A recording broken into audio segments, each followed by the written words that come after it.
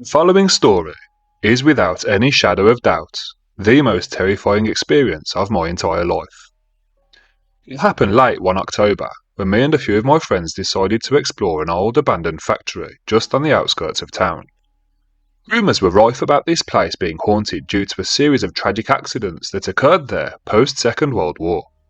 I must admit, I was hesitant when the idea was first brought up, but the temptation of an adventure eventually won me over. We had brought along an Ouija board, believing it would add an extra layer of excitement to our exploration. What a terrible idea that turned out to be. We stepped into the decaying old building. The air was thick with dust and the faint, musty smell of decay. Moonlight streamed through the broken windows, casting eerie shadows on the walls. We made our way to what we could only presume had once been the main assembly area. It was a huge area, with rusted machinery scattered about, and the silence was deafening. We set up the Ouija board on an old crate supported by a few bricks we found lying around. Understandably, we were all really nervous. I could definitely feel the tension in the air as we gathered around.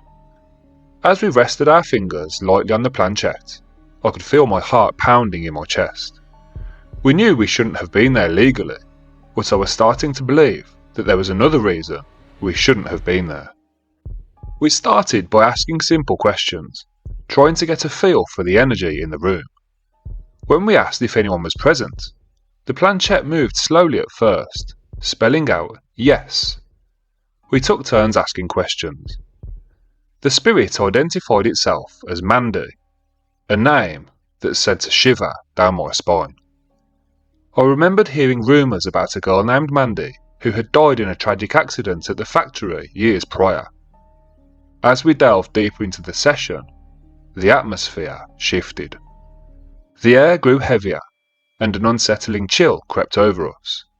I glanced around at my friends, their faces etched with a mix of curiosity and fear. We pressed on, asking Mandy about her death. The planchette jerked violently, and it spelled out fire. Suddenly a loud crash echoed through the building, making us jump. The sound reverberated off the walls, and I felt a wave of panic wash over me. We exchanged nervous glances, but curiosity propelled us forward. I asked, what happened in the fire? The planchette moved again, spelling out someone. I felt a chill run down my spine. Was this spirit trying to tell us something? My instincts were screaming at me to take the planchette away from the board and stop playing, but I was frozen in place. I was caught in the grip of fear and fascination. Just then, we heard a soft whisper, almost like a breeze passing through the room. It was faint, but it felt like someone was right next to me. I turned to my friend Lisa, who looked as pale as a ghost. "Did you hear that?" I asked, my voice barely above a whisper. Before she could respond, the lights in our phones flickered, and the room plunged into darkness. Panic surged through me as I fumbled to turn on the flashlight. When the beam finally cut through the darkness, I noticed the planchette had moved off the board and was now resting on the floor, as if it had been pushed forcefully. "Guys, we need to leave," I said, my voice trembling. But they urged me to stay, claiming we were just getting to the good part. I hesitated, torn between my growing fear and their excitement. Eventually, I relented. We decided to ask Mandy one last question. "What do you want from us?" The planchette moved erratically, spelling out, "Get out." My heart dropped. It felt like a warning, and I could sense the urgency in the air. Just then, the temperature plummeted. It was ice cold, and I could see my breath in front of my face. A deep, guttural sound echoed from the shadows, and the walls seemed to close in around us. "We need to go now," I shouted, my fear overwhelming me. We scrambled to grab our things, but as we turned to leave, the door we had come through slammed shut with a deafening bang. We all screamed, panic taking over. I felt a suffocating presence around us, as if we were being watched, trapped in a web of darkness. Desperate, I pushed against the door, but it wouldn't budge. The whispers grew louder, and I could almost make out a faint voice calling my name. Get out. Get out. My friends joined me in a frantic attempt to open the door, and finally, with a loud crash, it flew open. We stumbled out into the night, gasping for air. The moment we stepped outside, the oppressive feeling lifted, and the whispers faded into the distance. We didn't look back as we ran to our cars, adrenaline coursing through our veins. That night left a mark on all of us. We vowed never to return to that factory, or touch an Ouija board ever again. The experience haunted my dreams for weeks. One thing is for sure, no matter how much my curiosity gets the better of me, I'll be leaving the paranormal and the supernatural well alone from now on.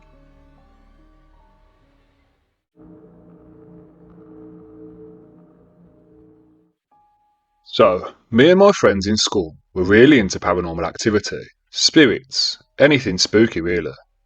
One weekend we were all feeling kind of bored, so I suggested to them that I ask my older brother to get us an Ouija board. They all agreed that it was an awesome idea. Keep in mind, I'm 99% sure the house I lived in at the time was haunted. Nothing evil, they were just spirits that seemed to have been there with us since day one. They'd slam doors, open cupboards, move things around and make noises like whispers and footsteps, etc. Just generally creepy kind of stuff. And so my brother agreed and got me an Ouija board from a local store. I snuck it into my school bag and brought it home so my parents wouldn't notice. That evening, I invited my friends around and we played with the board. I don't remember the name of the first spirit we communicated with, but there were some pretty weird and some downright scary conversations. There was this deceitful spirit that always pretended to be someone she wasn't. One time she pretended to be my dead grandmother. Another time she told me she was my best friend's guardian angel, etc. Then she admitted she was lying, but got upset when we asked why. She immediately said no, and the table we were playing on started to vibrate. It was only very slightly at first, but after what seemed like a few minutes, the whole table was rocking from side to side. We said goodbye to the spirit, but once again, the planchette went to no. Needless to say, we were all freaking out by this point, and as we all discussed just leaving the board, the planchette flew from the board and smashed into the wall. What had started off as mischievous had now become aggressive. She definitely seemed to be a very negative, oppressive energy, so we all agreed not to communicate with her anymore. And in order for us to cut communication with her properly, we decided we had to get rid of the board. We took the board to a nearby lake and placed it in a pillowcase, filled it with rocks, tied it with rope, and threw it in. This might seem a bit extreme and slightly dramatic, but she had been messing with us for a while now, and things seemed to be getting worse. We walked away from the lake thinking that that was the end of things. However, when I woke up the morning after, my whole body was in agony. My neck cramped and seized up for no reason, and there were red blemishes on the insides of both of my wrists. This might sound creepy in itself, but it only got worse when I spoke to my friends, each of whom had exactly the same symptoms. To this day, I'm still terrified of Ouija boards. If the opportunity ever presents itself for you to play on a Ouija board, I strongly suggest you walk away. Before we move on to the next story, please do me a massive favour by smashing the like button and subscribing to the channel.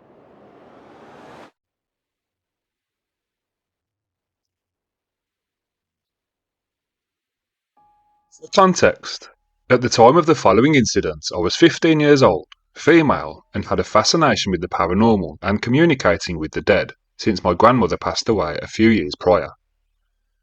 The night in question was a chilly night in October, and my friends had agreed to join me playing with the Ouija board. We had heard countless stories about how it could open doors to the unknown, and that you never really know what you're inviting through, but we were all buzzing with excitement. After all, we were just a group of teenagers looking for a thrill. We set the board up in my living room and lit some candles to set the mood. Eerie shadows on the wall started to spook us out straight away. The atmosphere was tense with excitement as we placed our fingers on the planchette, a small heart-shaped piece of wood meant to guide us. I took a deep breath and asked the first question. Is anyone here with us? At first, as predicted, nothing happened. We laughed nervously, trying to brush off the silence. We went back and forth asking different questions for a few minutes and received no response. But, just as we were about to give up, I made one last-ditch attempt to communicate and asked, is there anyone on the other side who would like to speak to us tonight? The planchette began to move. It glided across the board, spelling out yes. The room fell silent, and my heart raced. We were actually communicating with something. We continued asking questions, and each time the planchette would respond, it spelled out the name Emily. We were curious and probed further, asking about her life. The answers we received were truly chilling. Emily claimed she had died in a tragic accident, and then the planchette kept spelling out help.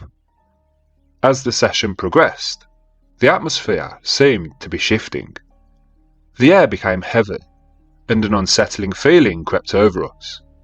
We decided to take a break, but one of my friends, Josh, urged us to continue. He was enthralled by the experience and wanted to push further. I could feel my hands shaking on the planchette, and I asked, "What do you want from us?" The planchette moved again, spelling out free. Suddenly, a cold draft swept through the room. We all felt it. It felt like someone had opened every door in the house, extinguishing our candles in the process. Panic started setting in at this point, and we fumbled around in the dark looking for the box of matches, trying to relight the candles. When we finally managed to get a flickering flame back, we noticed Josh was staring blankly at the board. "Josh, are you okay?" I asked, but he didn't respond. His eyes were wide, and he seemed entranced. It was like he wasn't even there. We shook him, trying to snap him out of it, but he remained unresponsive. I felt a knot tighten in my stomach. Something was terribly wrong. In a moment of desperation, I shouted, "Emily, if you're here, please let him go."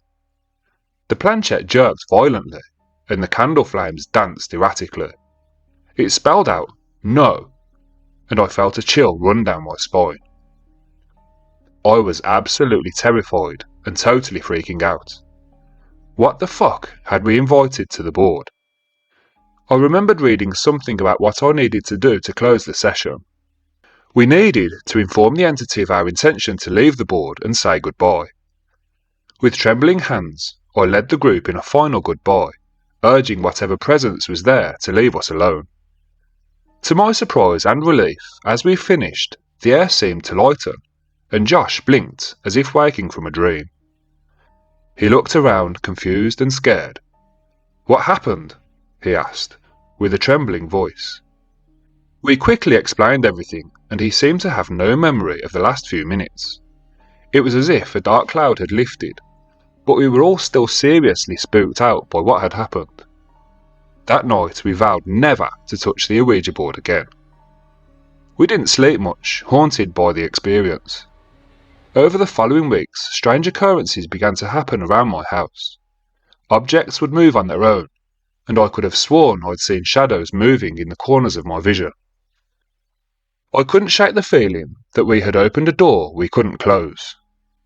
Months later, I learned that Josh had developed severe anxiety and couldn't explain why. He often spoke of feeling watched, and it became clear that our encounter with Emily had left a mark. Though time has passed, we still talk about that night, and every now and then I get a little reminder that Emily, if that was even her name, is still watching.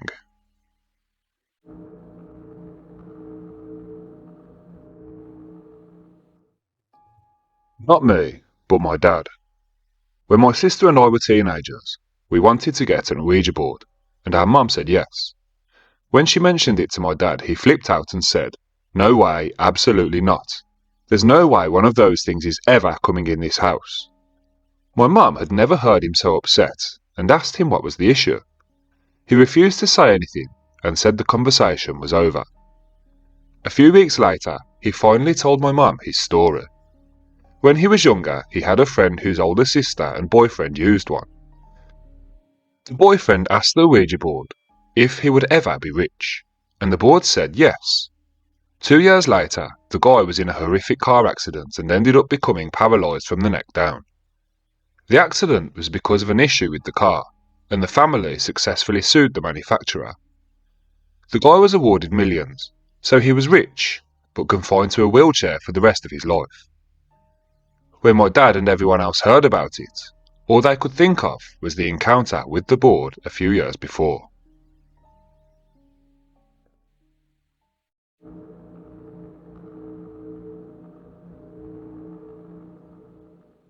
I was 13 at a sleepover with some friends shortly before my grandma passed away from cancer.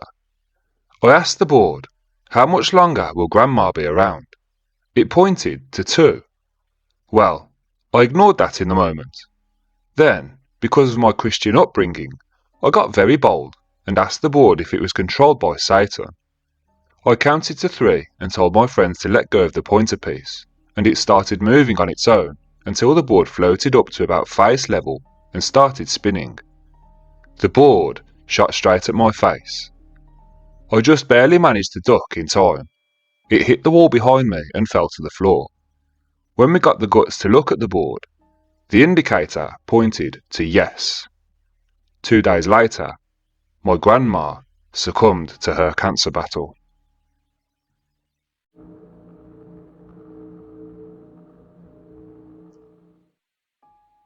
I'm not sure how much I believe in Ouija boards, but I did have a creepy experience once. My friend and I were using one in college. The board started spelling my boyfriend's name, then gibberish, over and over again. His name, then gibberish. We decided to write down what it spelt and asked my boyfriend about it. When we showed him, he grew concerned and then left us. We found out later he called home and discovered his grandmother had died that day. The board was spelling a message to him phonetically, in another language, from her.